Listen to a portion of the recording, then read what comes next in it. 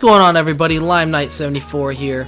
Growing up, I loved playing video games, and my favorite console of all time was the Nintendo GameCube. Now, the Nintendo GameCube had a massive roster of video games to choose from, and I'm about to go over the best 20 video games that were on the Nintendo GameCube.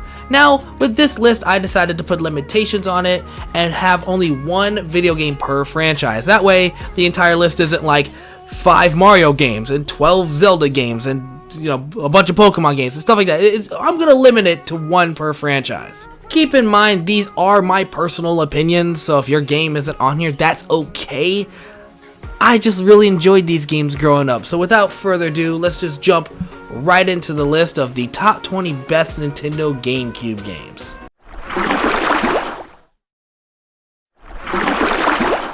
Starting off at number 20 is the game FZero GX. This was a follow-up to the Nintendo 64 FZero game, and it didn't disappoint at all. This game had a fun story and was a badass racing game. Captain Falcon was trying so hard to be cool, and it came off kinda cheesy, but kind of in a good way. I mean, who doesn't love badass futuristic cars and cheesy one-liners? So you wanna play? Guys, the party's just starting!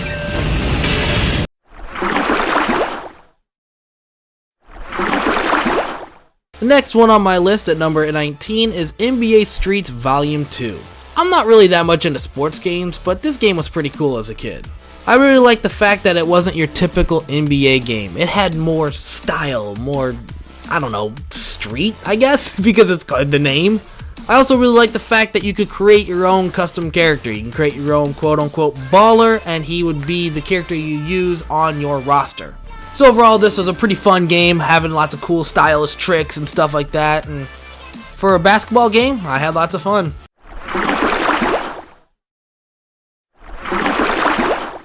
Number 18 is Star Fox Assault. This was my real first dive into the Star Fox franchise. I liked the fact that it had a good blend of aerial combat in the planes and combat in the tanks. Plus, you could run around on foot to take out a bunch of enemies. Plus, whenever my friends would come over, we could play the multiplayer split screen and just take on waves of enemies with each other. And you could also play as the character Crystal, who was introduced in the Star Fox Adventure games. This game was just lots of fun. It was definitely an interesting game. Like I said, I hadn't played that many Star Fox games, and this one was definitely pretty much the best one I played.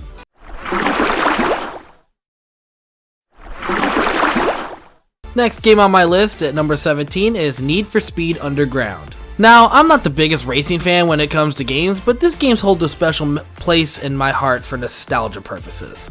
I love the fact that you could customize all your vehicles and play drift mode and use your nitrous to win races and stuff. When it comes to racing games, this is probably one of the games I played the most growing up, especially on the GameCube. Like I said, it's just a lot of nostalgia for this game. Plus, that soundtrack was a banger. It introduced me to a lot of great songs.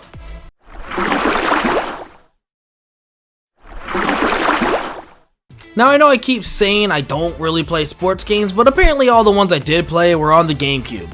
Whenever there's a twist to a sports franchise, I'm interested. And that's why number 16 is Super Mario Strikers. This took soccer and threw Mario into it with all the crazy moves that come with Mario games. I just enjoyed the wackiness of this game and played it with my friends whenever they'd come over. I'd see all them do all the crazy, special, unique, power strike moves and all that stuff. It was just a fun game. And like I said, sports games aren't my thing. This one was.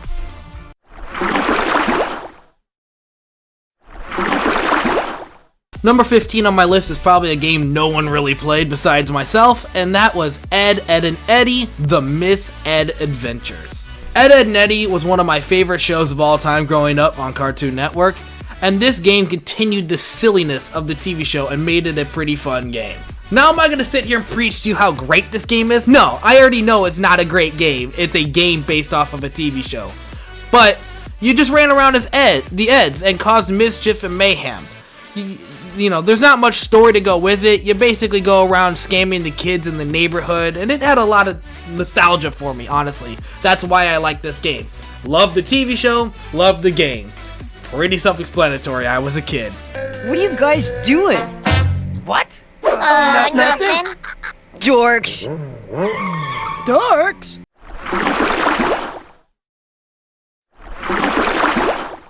Number 14 on my list is Tony Hawk Underground.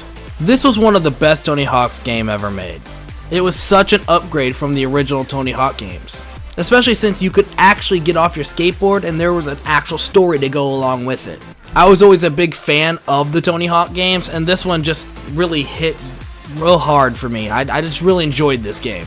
I mean, Tony Hawk was a staple in the 90s and the early 2000s, and who doesn't love a Tony Hawk game?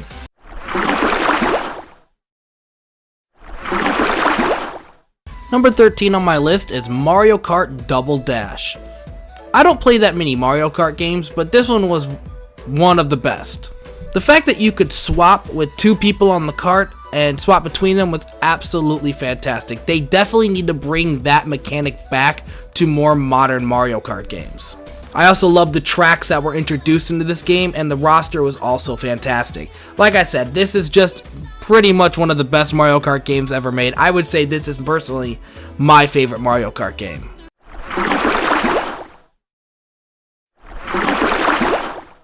Number 12 on my list is Ultimate Spider-Man. This is one of the most underrated Spider-Man games I think has been made.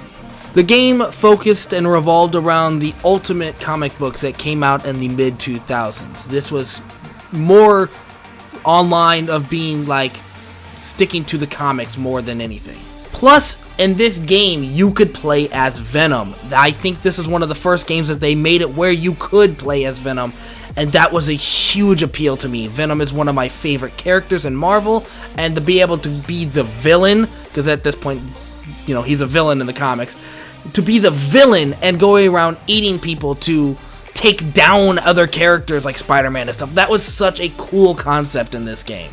So yeah, if you're a Spider-Man fan and you have not read the Ultimate comics, this would be a good game to pick up to, you know, kind of understand how the Ultimate comics worked. And very small amount, obviously.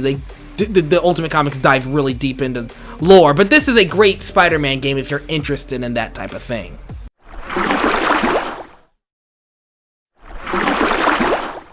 Number 11 on my list is the game Kirby Airride. Talk about underrated video games, this is the king of underrated video games. This was a Kirby Kart style video game, but it was more like a battle royale game. You could run around the city and get different carts. Each cart had its own special ability, and you would grab power-ups to power up your carts as you played.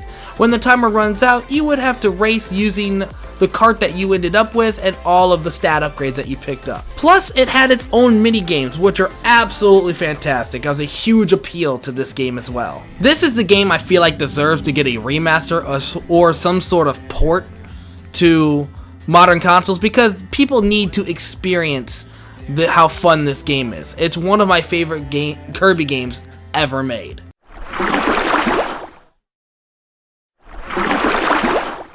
Now we are in the top 10, and number 10 on my list is the Lord of the Rings Return of the King. Now we've had a bunch of Lord of the Rings games, and this was one of the best ones. This game was based off of the third movie, The Return of the King, and they did a really good job with this game. You have a great cast of characters being able to play as all of the main characters from the Lord of the Rings series. Each character has a different combo skill that you would unlock. The more kills you get, the more experience you get, so you can unlock more skills. The game follows the story of the movie and is a great hack and slash video game. If you are a Lord of the Rings fan, you're gonna love this game.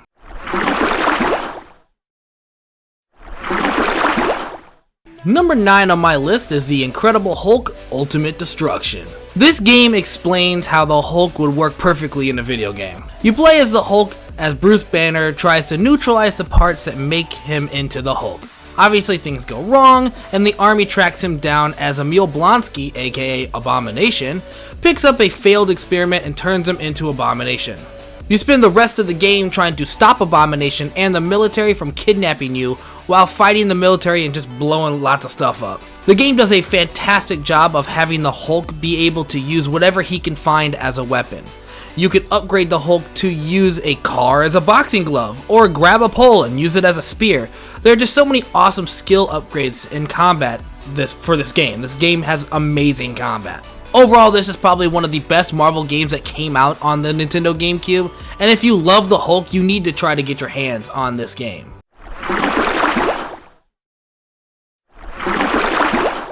Number 8 on my list is Luigi's Mansion. When Luigi's Mansion came out, I didn't know what to expect when I saw the commercial for this as a kid, and what I got was one of the best games in the Mario series, to be honest. Luigi's Mansion was such a step in the right direction for the Mario series because this time it didn't focus on Mario just saving Princess Peach. You played as Luigi, Mario's terrified brother, and he's the biggest scaredy cat you'll ever meet. So what better to do with him than throw him into a mansion full of ghosts that you have to go capture and stop King Boo from terrorizing everything. This game is full of lots of puzzles and problem solving and different mechanics that you can use with your vacuum. It's just overall a fantastic game. I remember having it as a kid and loving it and playing it lots and lots of times. Just overall, great game.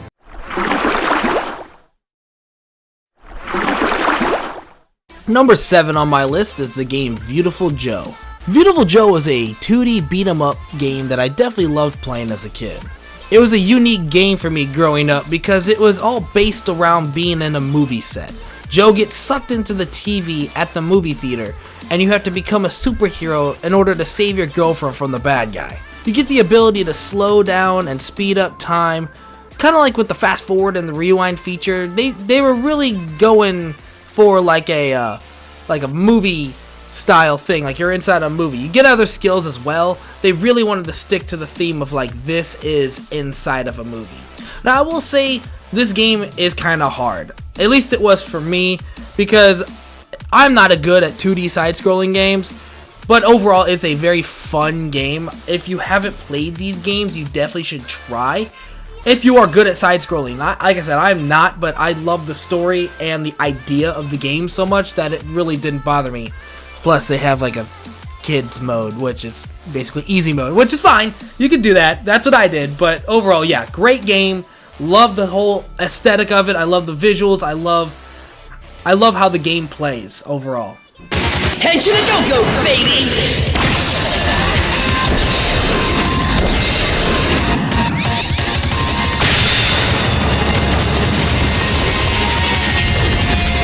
You want some?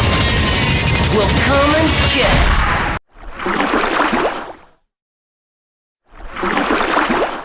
Number 6 on my list is the game Super Mario Sunshine. This is my favorite 3D Mario game. Now, I've always been just a casual Mario fan. I'm not the biggest fan of the classic Mario with the 2D side-scrolling, but when this game came out, it was so different and so awesome that I just had to get it. I gotta say that I love Flood.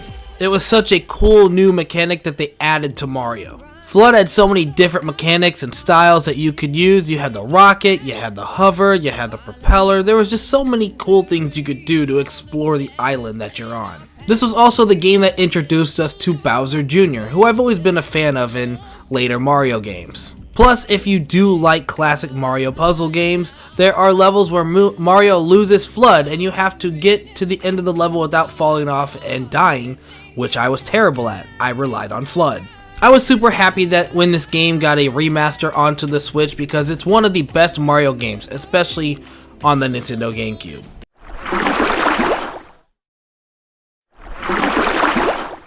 Number 5 on my list is the game Custom Robo. This is an extremely underrated game. It's a great RPG, especially if you love BattleBots. You basically play as a hero in a town where all the conflicts are solved by battling with your robots. Kind of like how in the Yu-Gi-Oh anime, all their problems are solved by going into card duels. It's the same kind of concept. You enter in this like hologram world, I guess, and I guess that's what you call it. And you would take your BattleBots and you'd have them fight each other. You could upgrade your robots and have them have different abilities, armor, weapons, stuff like that.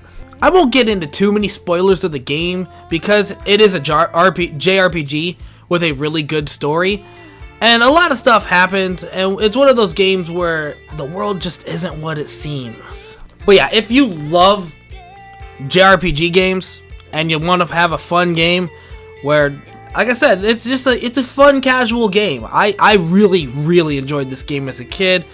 The game is kind of hard to get your hands on now though, because it wasn't extremely popular, but if you do, definitely need to play this game sometime. Like I said, it's one of my favorite JRPGs, especially on the GameCube.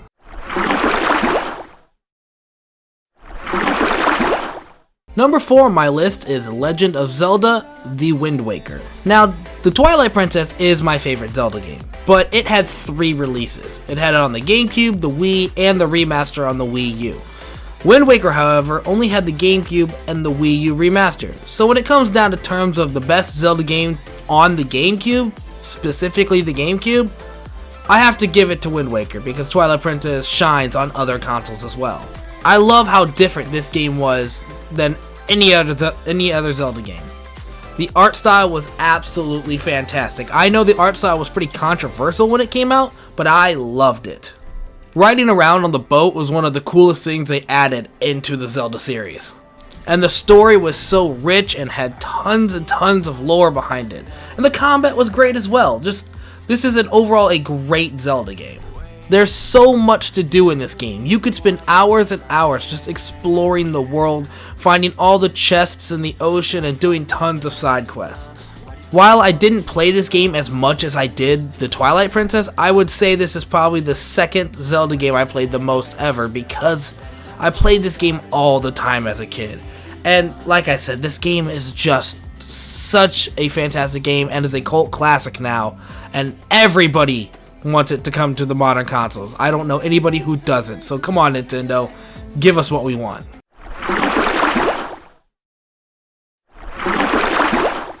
Number 3 on my list is Sonic Adventure 2 Battle. Now, Sonic Adventure is an amazing Sonic game, but this was a giant step up from the first game.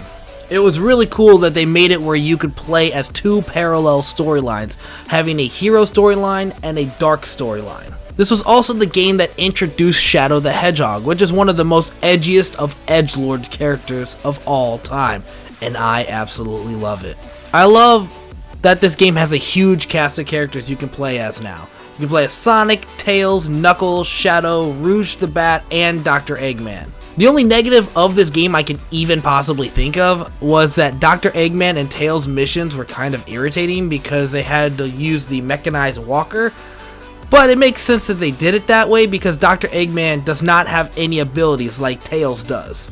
Also, this is a Sonic game, so the music was absolutely fantastic, just like all Sonic games do. Plus, they had a Chao Garden, which now that you have a light and a dark storyline, you can make your Chows either angelic or demonic depending on which character raised them, which was really cool. Overall, this is my very favorite Sonic game, and that's why it's so high on my list, because I just love playing this game.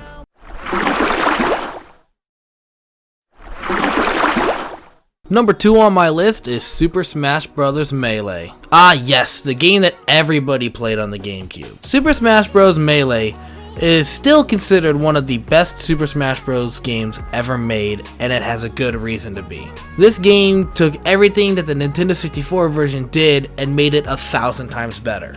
They upgraded the roster, they made the gameplay better, they made the visuals better, they added the adventure mode, which I played all the time. This was the game that all my friends would come over and we played the most at my house. Also, the way you had to unlock characters was so cool and unique as a kid because we didn't have the internet as good as we do now to look up how to do it.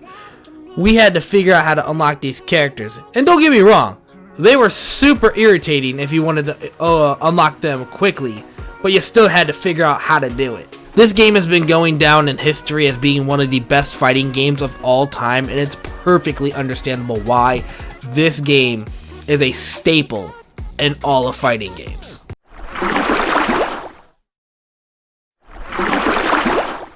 My number 1 spot as the best Nintendo GameCube game is Paper Mario: The Thousand-Year Door. This was my very favorite Mario game ever made. This was one of the biggest requested video games to ever be brought to modern Nintendo consoles, and I don't understand why Nintendo hasn't done it yet. Do they just not like money?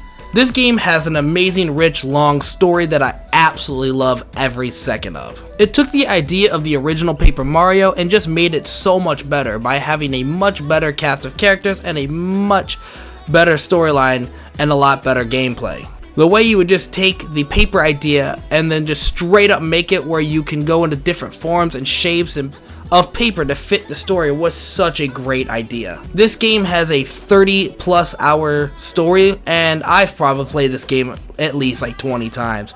Like I said, this is my favorite game on the GameCube, and I played it non-stop as a kid. Overall, this game has so many great memories for me. It's an amazing story. Overall, just 10 out of 10 video game. That's why it's my #1 spot as the best GameCube game. Well, there you have it, folks. There is my top 20 best Nintendo GameCube games of all time. If you guys enjoyed the video, make sure you hit that like and subscribe while you're here. If there's any games that I missed and you're a huge GameCube fan, please comment them below. I love seeing your guys' opinions on video games. Like I said, a lot of games weren't mentioned because this is a one per franchise type of thing. That's I limited on myself. So comment below your favorite games, and I'll see you guys in the next video.